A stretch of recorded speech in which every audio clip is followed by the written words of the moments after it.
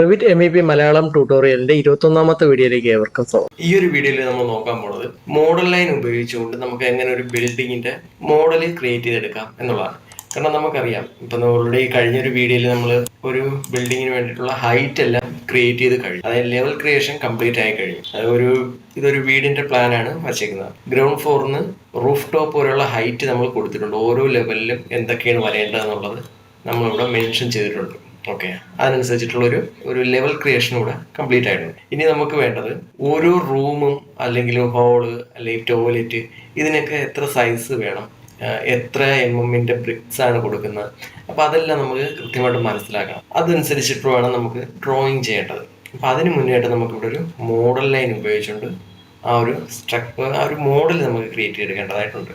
Okay, അപ്പം നമുക്ക് model line ഉപയോഗിച്ചുകൊണ്ട് എങ്ങനെയാണ് ഒരു ബിൽഡിങ്ങിന്റെ മോഡൽ ക്രിയേറ്റ് ചെയ്തെടുക്കുന്നത് നോക്കാം. അതിന് വേണ്ടിയിട്ട് ആദ്യം തന്നെ നമുക്ക് യൂണിറ്റ് സെറ്റ് ചെയ്യണം. യൂണിറ്റ് സെറ്റ് ചെയ്യാനുള്ള ഷോർട്ട് കീ എന്താണെന്നുള്ളത് നമുക്കറിയാം. UN അടിച്ചു കൊടുക്കുമ്പോഴേക്കും യൂണിറ്റ് സെറ്റ് ചെയ്യേണ്ട ഒരു ബോക്സ് ഇവിടെ വരും. ഇവിടെ നമുക്ക് ലെങ്ത് MM തന്നെയാണ് വേണ്ടത്.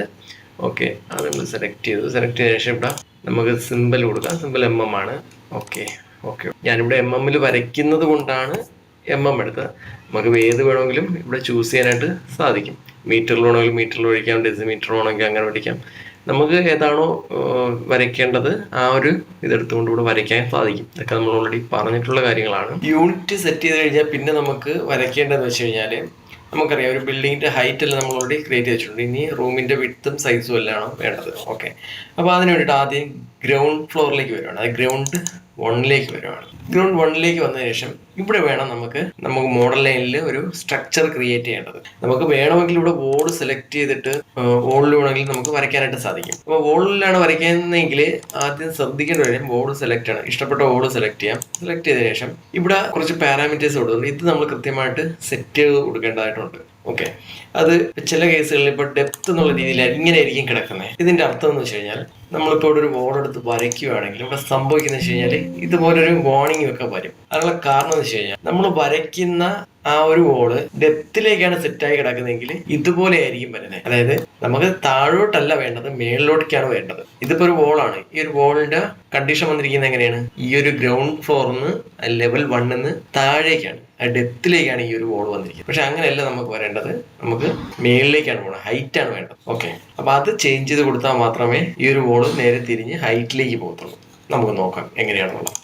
അതിന് ഗ്രൗണ്ട് ഫ്ലോറിലേക്ക് വന്നതിന് ശേഷം ഇവിടെ വോൾ സെലക്ട് ചെയ്തതിനു ശേഷം ഇവിടെ ഡെപ്ത് എന്നുള്ളത് ഹൈറ്റ് ആയി കൊടുത്തു. പിന്നെ ഇവിടെ വേറൊരു കണ്ടീഷൻ ഉണ്ട്. ഈ കണ്ടീഷൻ നമുക്ക് എവിടം വരെ വേണം, ഈ വോളിന്റെ ഹൈറ്റ് എവിടം വരെ പോകണം എന്നുള്ളതാണ് ചോദിക്കുന്നത്. ഇപ്പം ഇവിടെ ടോപ്പ് വരെയാണ് എങ്കിൽ നമുക്ക് ടോപ്പ് കൊടുക്കാം. പക്ഷെ നമ്മളിവിടെ ഒരു കണ്ടീഷൻ കൊടുത്തിട്ട് ഈ ഒരു കണ്ടീഷനിലാണെങ്കിൽ ഈ ഒരു ടോപ്പ് ഹൈറ്റിനെക്കാട്ടിയും മേളിലേക്ക് ഈ ഒരു വോള് പോകും. ഓക്കെ, അങ്ങനെ നമുക്ക് വരേണ്ട കാര്യമില്ല. കാരണം എന്താണ്, നമ്മൾ കൃത്യമായിട്ടുള്ള ഒരു ഹൈറ്റ് ഇവിടെ കൊടുത്തിട്ടുണ്ട്. നമുക്ക് ഈ ഒരു ഹൈറ്റ് മാത്രം മതി. ഈ ഒരു ഹൈറ്റ് വരെ മാത്രം മതി നമുക്ക് ഫ്ലോർ വന്ന് നിൽക്കേണ്ടത്, അല്ല ഈ ഒരു വോള് വന്ന് നിൽക്കേണ്ടത്. അപ്പൊ നമ്മൾ കൃത്യമായിട്ട് തന്നെ അവിടെ ഒരു കണ്ടീഷൻ കൊടുക്കേണ്ടതായിട്ടുണ്ട്. ഇവിടെ കണ്ടീഷൻ ഞാൻ കൊടുക്കാൻ പോകുന്നത് ലിൻഡിൽ ടു റൂഫ് ടോപ്പ് വരെ, അതായത് 4ാമത്തെ ലെവൽ വരെ എനിക്ക് ഈ വോള് പോയാൽ മതി. അതിന്റെ താഴേക്കും വരണ്ട, മേളിലേക്കും പോകണ്ട. ഇവിടെ ലെവൽ 3ലാണ് കൊടുക്കുന്നതെങ്കിൽ ആ ലെവൽ 3 വരെ ചെന്ന്. ഓക്കെ, ഞാനിവിടെ 4th ലെവൽ കൊടുത്തു. പിന്നെ ഇവിടെ ചോദിക്കുന്നുണ്ട് ലൊക്കേഷൻ ലൈൻ. ഇതെന്താണെന്ന് വെച്ച് കഴിഞ്ഞാൽ ഇവിടെ ഒരുപാട് കണ്ടീഷൻസ് ഉണ്ട്. വോൾ സെൻട്രൽ ലൈൻ, അതായത് സെന്റർ ടു സെന്റർ മെഷർമെന്റ് ആണോ നമ്മൾ കൊടുക്കുന്നത്, എക്സ്റ്റീരിയർ ഔട്ട്സൈഡ് വരെയുള്ള ലെങ്ത് ആണോ നമ്മൾ കൊടുക്കുന്നത് എന്നൊക്കെയാണ് ഈ ഒരു കണ്ടീഷൻ. ഇതിലൊക്കെ നമുക്ക് കൃത്യമായിട്ട് വരാം. നമുക്കിപ്പോൾ ഡീറ്റെയിൽ ആയിട്ട് ഇതിലേക്ക് വരേണ്ട കാര്യമില്ല. അടുത്ത സ്റ്റെപ്പിൽ നമുക്ക് വോളിനെ കുറിച്ച് നമ്മൾ പഠിക്കുന്ന സമയത്ത് നമുക്ക് ഇതിലേക്ക് വരാം. ഞാനിപ്പോൾ എന്തായാലും ഫിനിഷ് ഫേസ് എക്സ്റ്റീരിയർ കൊടുക്കുകയാണ്. ഓക്കെ, ഇവിടെ ഓഫ്സെറ്റ് ചോദിക്കുന്നുണ്ട്. നമുക്ക് പ്രത്യേകിച്ച് ഓഫ്സെറ്റ് എന്ന് പറയുന്നത് ഈ ഗ്രൗണ്ട്